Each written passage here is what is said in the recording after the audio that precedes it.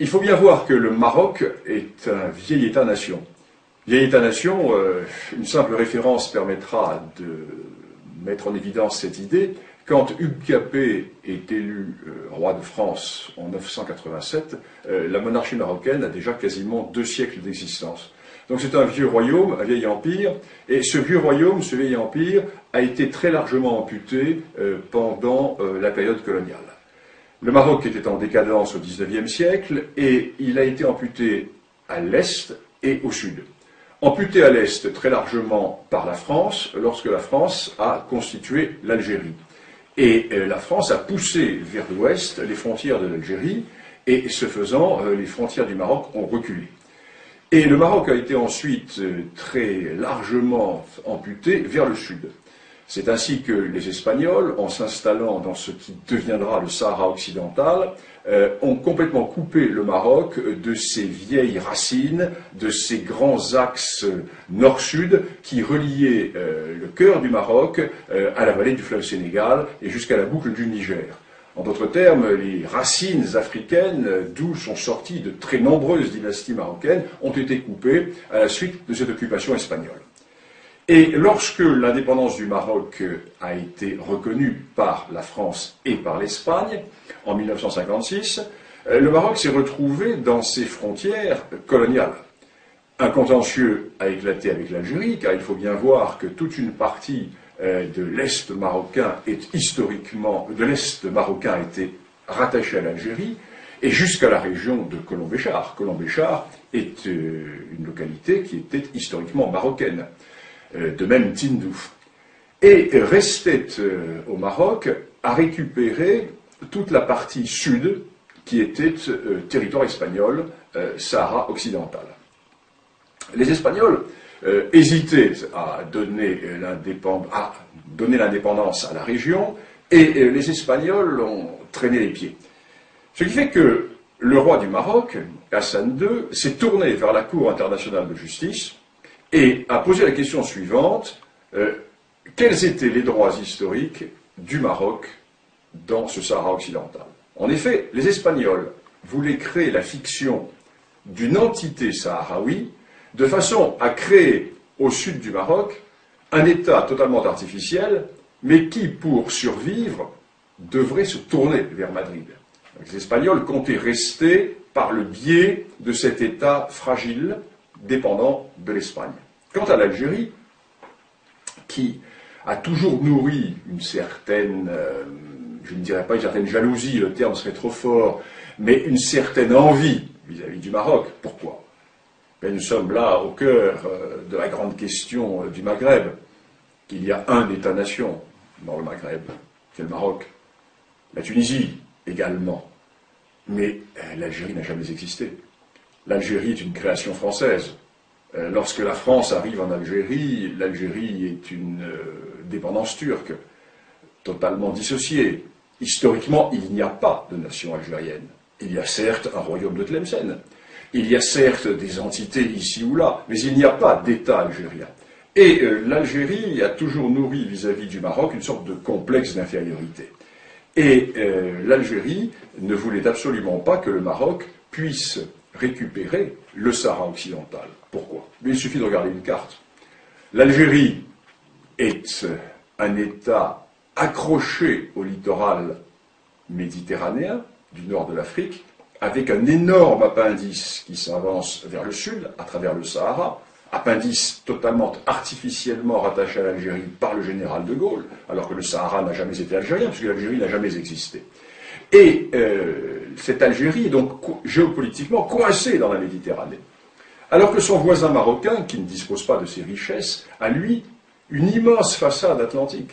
Et la récupération du Sahara occidental fait que le Maroc se retrouve avec plusieurs milliers de kilomètres de littoral atlantique, ce qui fait que le Maroc est totalement tourné vers le grand large. Le Maroc est totalement tourné vers cet océan des grands contacts océaniques. Ce qui fait que l'Algérie se trouve coincée dans cette Méditerranée, qui est un lac. Il suffit de fermer le canal, le détroit de Gibraltar, et la Méditerranée est totalement asphyxiée. Tandis que le Maroc, lui, n'a pas cette géopolitique de l'enfermement. Le Maroc est tourné vers le grand large. Donc, l'Algérie va soutenir la position espagnole, qui est de créer une entité artificielle, un État artificiel sahraoui, qui permettrait à la fois à l'Algérie d'avoir une sorte de débouché vers l'Atlantique, et qui permettrait au Maroc de maintenir, à l'Espagne, pardon, de maintenir une certaine position dans la région.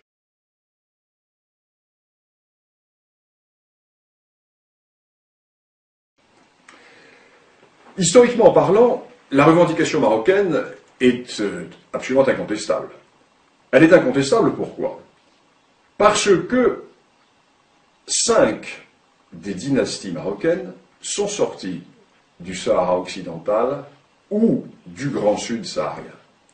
C'est un premier élément. La première de ces dynasties, c'est celle des Almohavides. Les Almohavides qui vont du fleuve Sénégal jusqu'au centre de l'Espagne constituaient ce que l'on a appelé l'empire des deux rives, qui était un empire marocain. Je ne vais pas rentrer dans le détail des dynasties marocaines, mais la plupart des dynasties viennent du Grand Sud.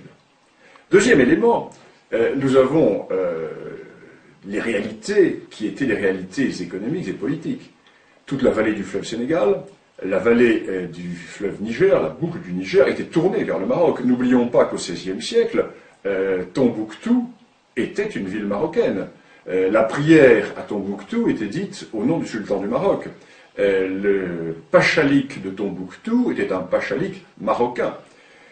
N'oublions pas également que les grandes routes transsahariennes qui permettaient de mettre en relation le monde ouest-africain avec le monde méditerranéen étaient sous contrôle marocain et aboutissaient dans les grands marchés du sud du Maroc. Nous avons toutes ces réalités qui font que lorsque le roi Hassan II a déclaré qu'en récupérant le Sahara occidental, le Maroc renouait avec les racines d'un arbre dont les feuillages sont tournés vers la Méditerranée, le roi du Maroc avait une image qui était très belle et qui était tout à fait réaliste et qui montrait bien ce qu'était cette réalité. Alors le problème est que en Europe, nous avons toujours cette vision européocentriste, européocentrée, et nous avons également la déformation de l'histoire immédiate. Il est évident que dans les années 1890, lorsque se posa la question marocaine, le Maroc était en état de décadence, en état profond de décadence, et il n'était pas en mesure d'exercer sa souveraineté sur l'ensemble de ces territoires du Sud. Et nous avons cette vision qui est une vision du XIXe siècle. Or, la véritable réalité politico-historique et géopolitique de cette région est largement antérieure au XIXe siècle. Ce qui fait que si nous faisons un peu d'histoire, et c'est l'intérêt de cette discipline, si nous faisons un peu d'histoire, nous constatons que, par le passé, le Maroc, effectivement, avait des droits qui s'étendaient, j'allais dire, bien au-delà du Sahara occidental, qu'il a récupéré depuis 35 ans, car, sans déplaire à nos amis mauritaniens, nous devons également reconnaître que la Mauritanie n'a jamais existé, et que la Mauritanie actuelle a été, du moins dans sa partie nord, très largement une dépendance marocaine jusqu'au début du XIXe siècle, puisque les émirs des tribus du nord de la Mauritanie étaient investis par le sultan du Maroc. Alors nous sommes là dans une réalité tout à fait intéressante qui fait que le Maroc, puissance continentale, se retrouve être une puissance maritime. Et tout le cœur de la question repose à Alger. Car il n'y a de question du Sahara occidental que parce que l'Algérie n'accepte pas, elle n'ose pas le dire ouvertement, tout simplement parce que l'Algérie n'accepte pas de voir que son voisin occidental, que son voisin marocain, se retrouve doté d'atouts géopolitiques considérables qui vont faire, dans le siècle à venir, le Maroc va avoir un rôle tout à fait déterminant dans la géopolitique de cette partie de l'Afrique, alors que l'Algérie, en dépit de ses richesses découvertes par la France au Sahara, n'est qu'un État enclavé dans cette Méditerranée qui n'est qu'une sorte de grand lac Léman par rapport à cet océan Atlantique qui est la mer de contact avec tous les océans du monde.